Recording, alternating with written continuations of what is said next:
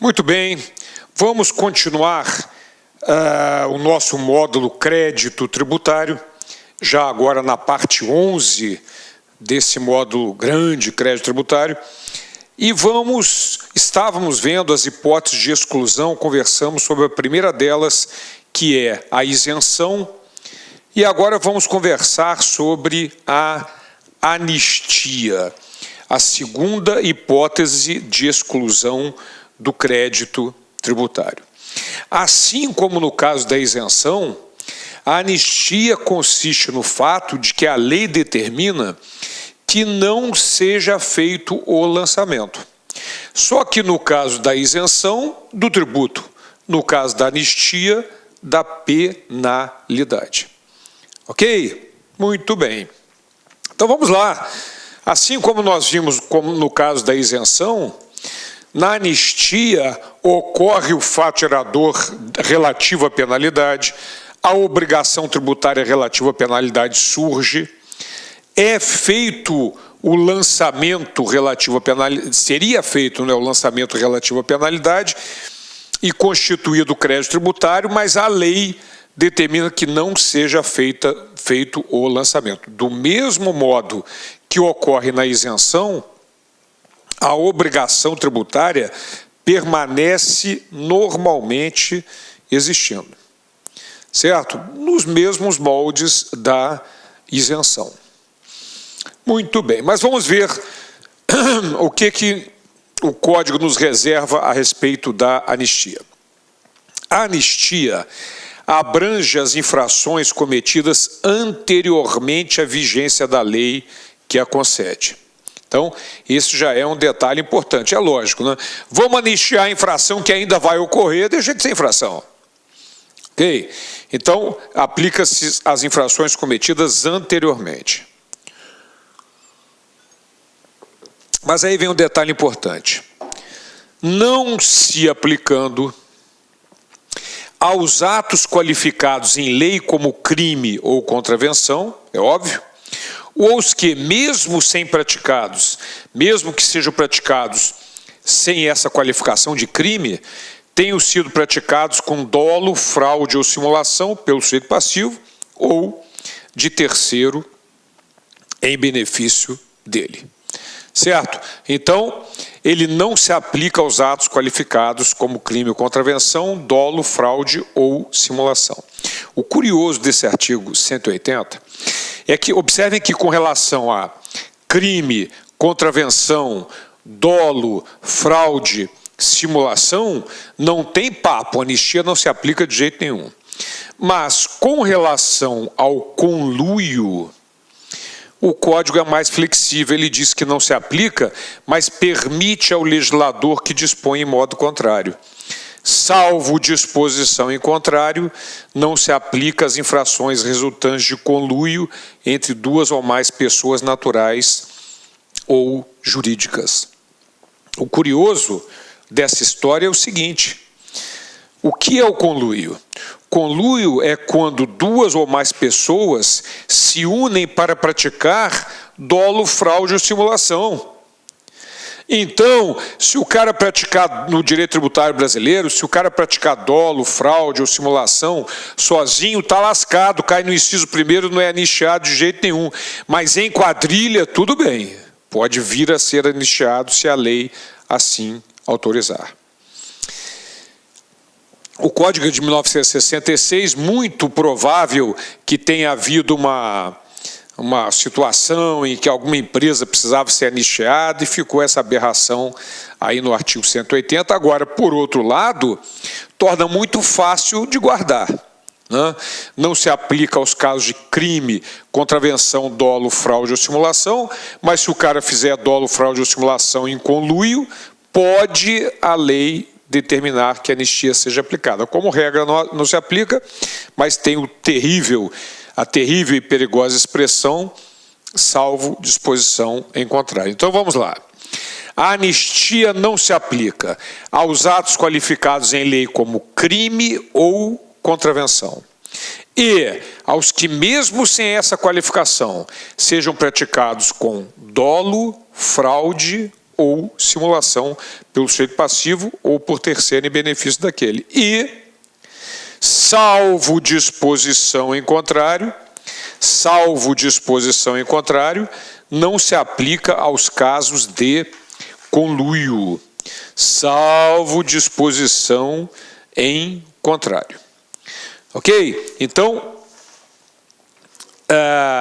é importante atentar para esse detalhe no qual, se o cara praticar dolo, fraude ou simulação sozinho, está lascado, mas se praticar em quadrilha, em conluio, tudo bem, pode vir a ser anistiado. Muito bem. Vamos ver o que o STJ colabora nesse estudo da anistia.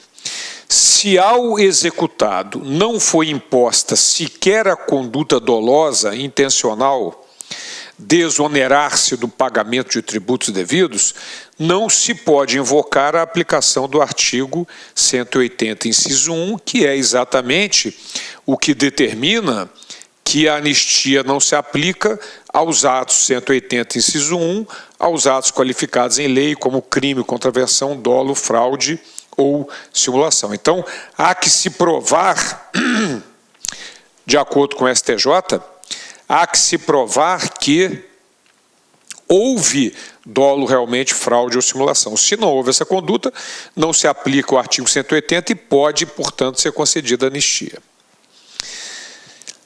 Depois, o STJ também considera que a jurisprudência do tribunal sedimentou o entendimento de que somente deve ser repudiada por ilegalidade a revogação da anistia se não engendrado o procedimento administrativo com obediência ao contraditório e ao devido processo legal.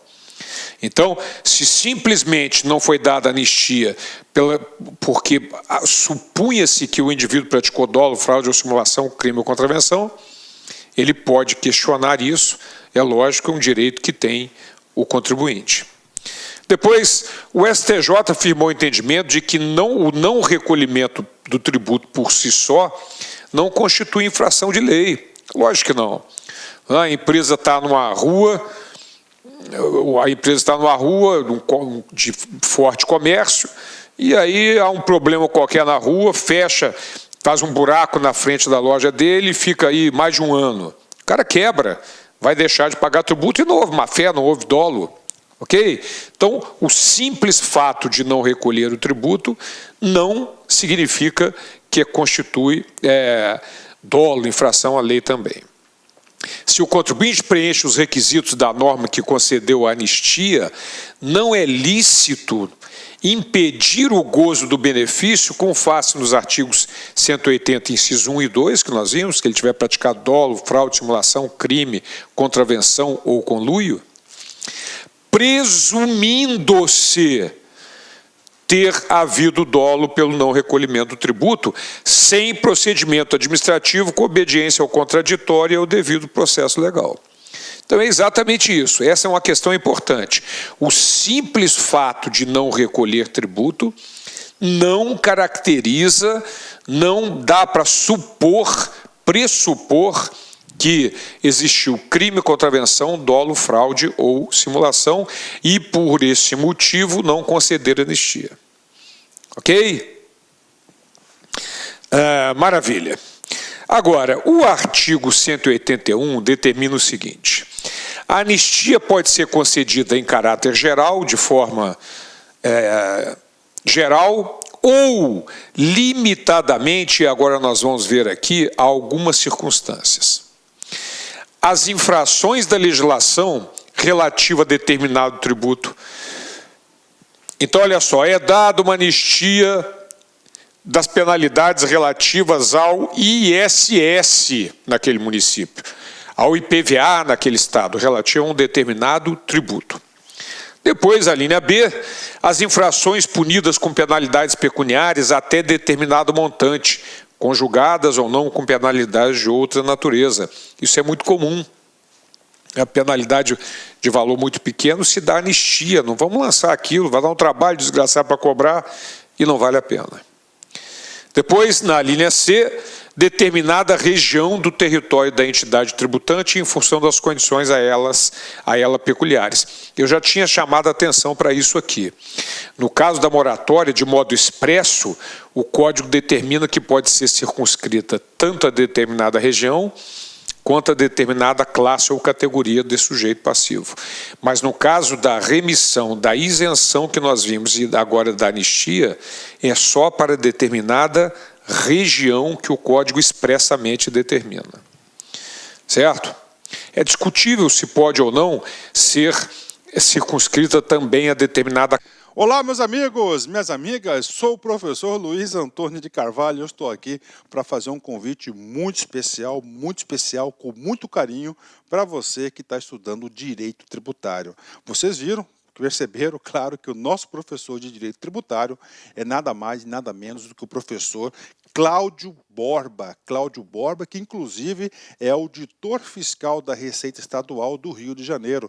Professor daqui da Lá Concursos, um professor que nos enche de orgulho. Eu, pessoalmente, quando fazia o curso de administração, isso lá no início da década de 90, eu tive o prazer de estudar nos livros do professor Cláudio Borba e agora ele faz parte da nossa equipe, do nosso time. Um forte abraço, professor Cláudio Borba.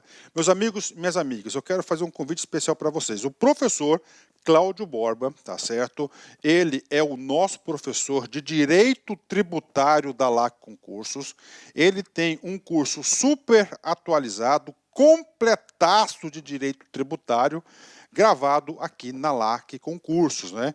Esse curso, o foco dele especificamente, ele está voltado para as carreiras fiscais. Então, o professor Cláudio Borba pertence às carreiras fiscais aqui da LAC Concursos. Todo e qualquer concurso de carreira fiscal, de Cefaz, principalmente Cefaz, Secretaria de Estado de Fazenda, do Brasil todo, tá? Teve um concurso de Cefaz, o professor Cláudio Borba vai lá e grava uma revisão. Por exemplo, nós temos a revisão FCC de Direito Tributário com o professor Cláudio Borba. Essa isolada, todo o conteúdo do professor Cláudio Borba por apenas R$ 80,00. É isso mesmo, R$ 80,00.